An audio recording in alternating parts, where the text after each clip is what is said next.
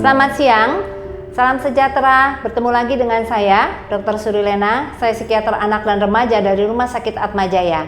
Siang hari ini kita akan membahas mengenai mengenali dan mengatasi keterlambatan berbicara pada anak atau yang kita kenal delay speech.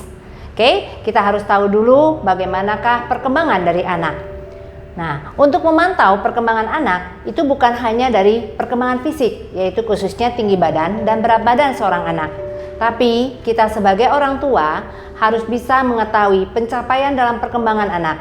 Antara lain ya, kemampuan gerakannya atau motoriknya, jadi aktivitas motoriknya. Kemudian kemampuan sosialisasinya, bagaimanakah dia berinteraksi dengan teman sebayanya, bagaimanakah dia berinteraksi dengan lingkungan keluarganya. Kemudian lagi apa? Yaitu adalah kemampuan emosional. Ya, jadi kita bisa lihat bahwa kita banyak tahu temperamen dari beberapa anak. Ada yang misalnya pencemas, ada yang apatis, ada yang penakut dan lain sebagainya. Kemudian kita juga harus tahu pencapaian dalam perkembangan anak adalah kemampuan berpikirnya, pemahaman dalam segala instruksi atau bisa beradaptasi dengan lingkungannya. Nah, yang terakhir ini adalah yang kita akan bicarakan topiknya hari ini, yaitu kemampuan berbahasa atau berbicara anak. Apakah sesuai dengan tahap perkembangannya? Kenapa? Karena komunikasi dan berbahasa itu sangat penting dalam masa tumbuh kembang anak. Bahasa tidak bisa dipisahkan dari kehidupan manusia, karena itu adalah alat komunikasi. Ya, seseorang untuk menyampaikan isi pikirannya, emosinya, dan berkomunikasi dengan orang sekelilingnya. Nah, kita sudah tahu nih tadi tahap perkembangan. Bagaimana sih tahap perkembangan anak yang normal? Nah, ini yang akan saya sampaikan. Menurut Milestone, ya, di sini dikatakan ada tahap perkembangan anak berdasarkan usianya. Ya, teman-teman. Nah, di sini usia 0 sampai 6 bulan. Dikatakan seorang anak sudah bisa mengeluarkan suara.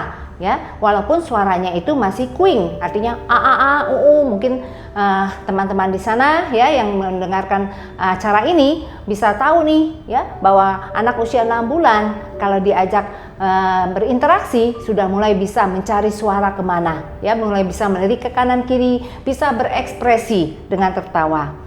Lalu gimana untuk kelanjutannya?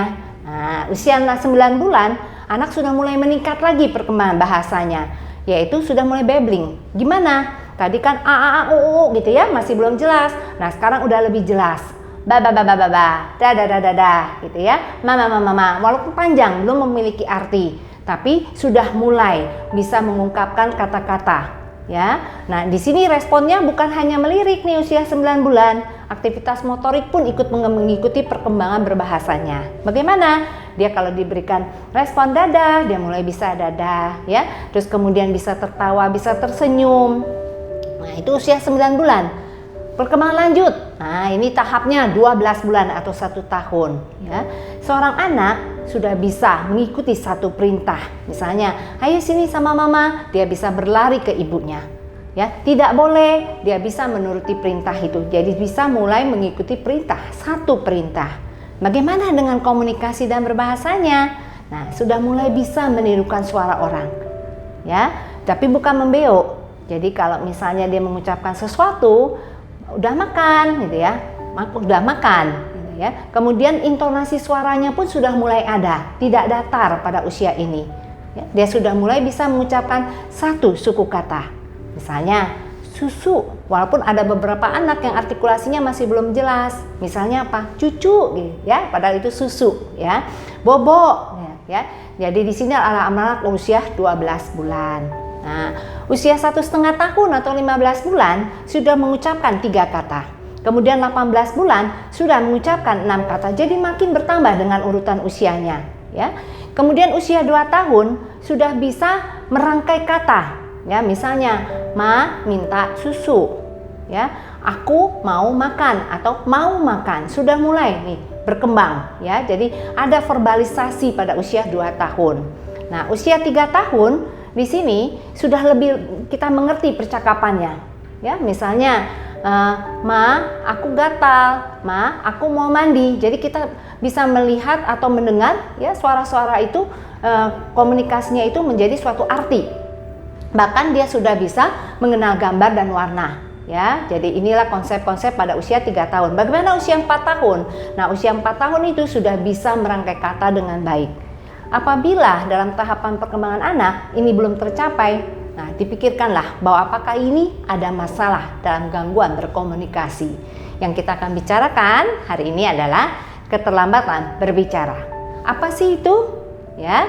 Nah, teman-teman, keterlambatan berbicara itu adalah, ya, kemampuan seseorang dalam berbahasa atau berbicara tidak sesuai dengan taraf perkembangannya. Ya, mungkin nih misalnya, ya, udah umur 3 tahun, tapi kok belum ada kata-kata yang keluar dan sangat jarang sekali.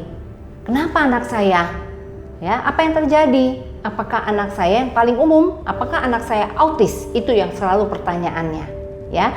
Jadi bukan berarti anak yang belum bisa mengeluarkan kata-kata atau sedikit kata-kata tidak sesuai dengan taraf perkembangannya belum tentu autis. Kita harus evaluasi lebih dahulu, ya. Bisa saja, kenapa? Stimulasi yang kurang.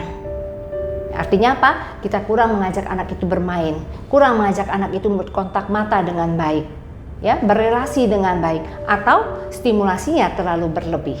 Jadi anak bingung, ya. Misalnya, apa yang dinamakan stimulasi berlebih? Ya, misalnya seorang anak, ya, ayahnya bahasa Belanda, bahasa Inggris biasanya, ya. Ibunya misalnya pakai bahasa Jawa, pembantunya pakai bahasa Sunda. Anak jadi bingung pakai bahasa yang mana. Oke. Nah, sekarang kita mau mengetahui nih, apa sih penyebab dari keterlambatan berbicara pada seorang anak? Banyak sekali sebabnya, ya. Antara lain adalah kelainan dari organ berbicara. Jadi anak ini mengalami cacat, biasanya cacat bawaan. Lidahnya lebih pendek daripada anak usianya, ya, atau mengalami bibir sumbing, kelainan bentuk gigi dan rahang. Ini adalah kelainan bawaan. Sehingga untuk mengucapkan lafal-lafal tertentu, ya, anak itu mengalami kesulitan dan salah dalam pemahamannya. Kemudian apalagi? Bisa misalnya kelainan dari otot-otot wajah atau otot-otot pembicaraan. Jadi ada kelainan secara fisik, ya. Kemudian apalagi? Bisa juga adalah gangguan dalam intelektualnya. Anak dengan keterlambatan perkembangan yang kita namakan retardasi mental. Biasanya pada taraf sedang, berat, dan sangat berat. Juga bisa terjadi pada anak dengan autis, pada anak dengan gangguan pendengaran, sehingga tidak memahami apa yang didengar, sehingga anak ragu untuk berbicara, ya, itu bisa. Nah, tapi penyebab yang paling banyak kita jumpai adalah minimnya interaksi atau komunikasi orang tua atau caregiver terhadap anak. Apalagi nih sekarang banyak gadget, ya, banyak gawai, ya, alat-alat elektronik. Anak supaya bisa tenang, tidak rewel, ya, dari umur 1 bulan pun, dari umur 3 bulan pun sudah diperkenalkan. Akibatnya dia komunikasi satu arah, jadi tidak berkomunikasi dengan baik, ya. Kita sudah bicarakan penyebabnya, masih banyak penyebab yang lainnya. Oke. Nah, keterlambatan bicara ini menjadi masalah belakangan ini. Ya, kenapa? Karena penderitanya makin banyak dan sering terlambat didiagnosis.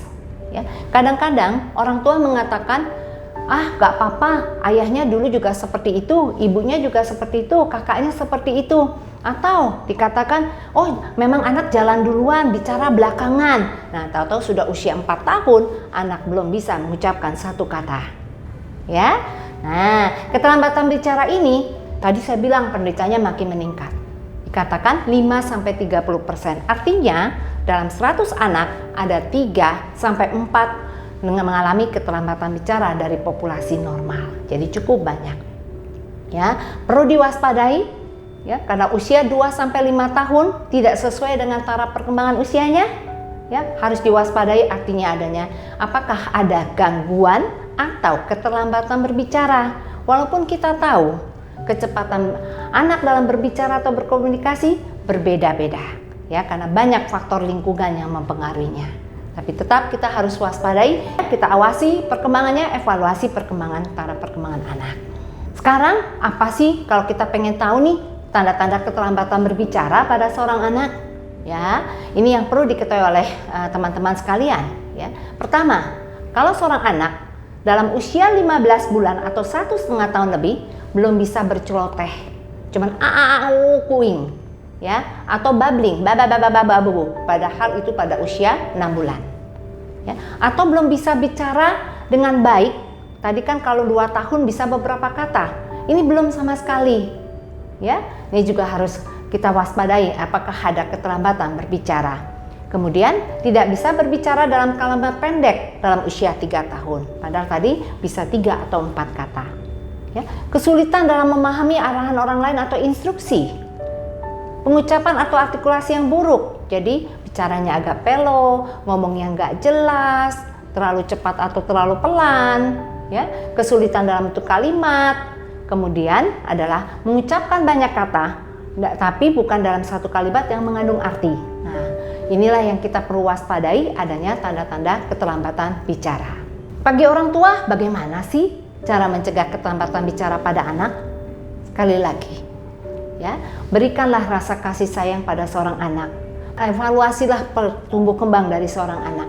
Itu yang sangat baik. Luangkan waktu untuk relasi dan komunikasi dengan anak. Ya, karena dengan simulasi anak berbicara dan kontak mata sedini mungkin, itu akan baik sekali. Ya, bukan hanya membina ikatan emosional seorang ibu dengan anak, ya, ibu juga bisa mengetahui perkembangan anak seperti apa dan anak juga merasa nyaman. Ya, ini baik sekali untuk perkembangan psikologis anak selain perkembangan berbicaranya. Ya, gimana caranya? Dengarkanlah apa ocehan anak.